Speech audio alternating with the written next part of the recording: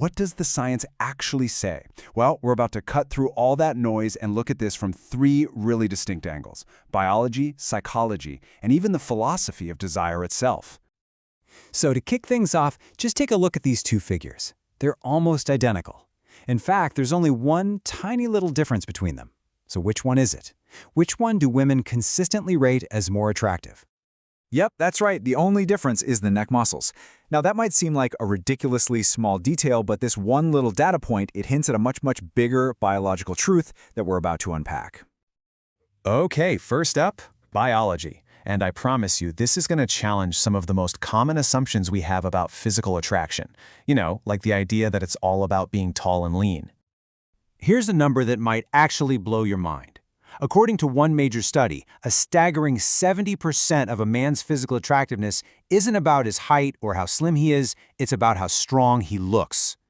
And hey, this isn't just about perceived strength. There was this huge study of 50,000 people by fitness expert Jeff Nippard, and it found a direct link.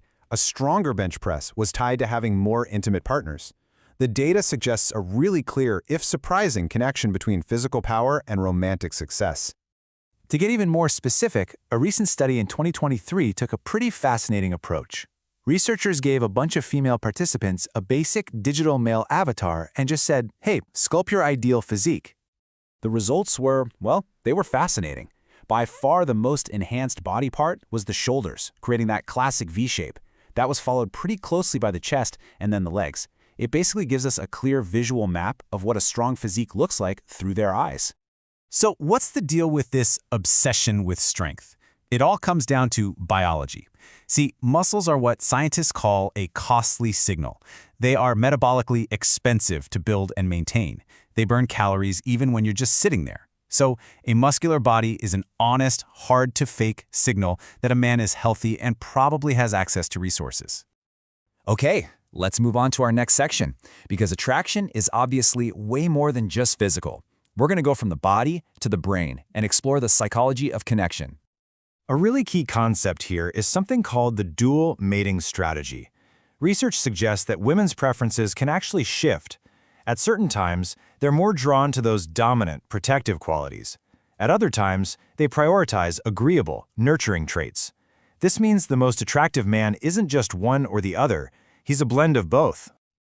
So what does that actually look like in practice? Well, dominant, protective behaviors can be super subtle things, like taking the street side of the sidewalk, for example. Nurturing behavior, on the other hand, is all about paying attention to the little details, remembering a favorite snack or a movie she mentioned offhand a week ago. The source for this whole explainer shared a great story about a guy named David. So whenever a girl he was dating mentioned something she liked, a song, a snack, a restaurant, whatever, he would secretly write it down. Later, he'd use that list to give her these perfectly tailored, thoughtful surprises. I mean, that's nurturing behavior in action, and it led him to a happy 3-year relationship. Okay, let's switch gears for a second with a quick question. This might sound a little strange, but which of these phones do you think gets a man more dates? The answer, according to a study by the dating app OkCupid, is the iPhone. Yeah, on average, male iPhone users reported having 4 more partners than Android users. Now look, it's obviously not about the phone itself. It's because in our modern world, an iPhone can act as a subconscious signal of higher status and resources. So how do you signal value without coming across as a total braggart? Sociologist Charles Derber explains this difference between an attention shift and attention support. So if she says she loves a perfume, the shift is to make it about you. The support, though, keeps the focus on her while still showing your own knowledge. That smells amazing on you, which builds a connection, not your ego. All right, for our final section, we're going a level deeper. We've covered biology and psychology, but now let's talk about the philosophy of desire and why a key ingredient in modern attraction might be something we all actively try to avoid. Think about this for a second. Between 2022 and 2023, over a third of all books sold were romance novels. What do all these stories have in common? Passion, obstacles, drama. So, why are we so drawn to that kind of uncertainty in fiction? Well, the philosopher Byung-Chul Han has a pretty compelling theory. He argues our modern obsession with creating safe, stable relationships has accidentally stripped away eros, that wild, passionate love that's fueled by mystery and uncertainty. It's the very thing we crave in fiction, and maybe no one embodies this idea better than one particular icon. Of course, I'm talking about James Bond. But the secret to his magnetic pull isn't just fiction. It actually comes from a very real and a very dangerous place. This man right here is Duško Popov. During World War II, he was a triple agent for Yugoslavia, Great Britain, and Germany.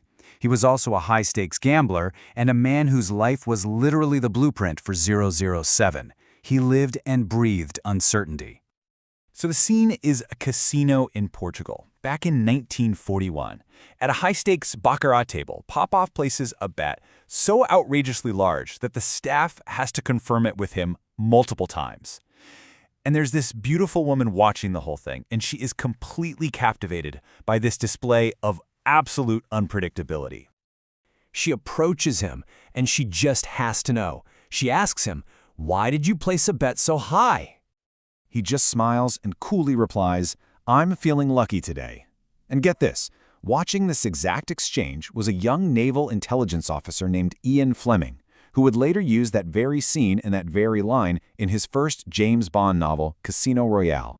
Popov's entire life was defined by risk and the unknown, and that was a massive part of his appeal. And it brings us to our final question. In our modern world, one that is so obsessed with safety and stability, could it be that a little bit of uncertainty is the most attractive quality of all?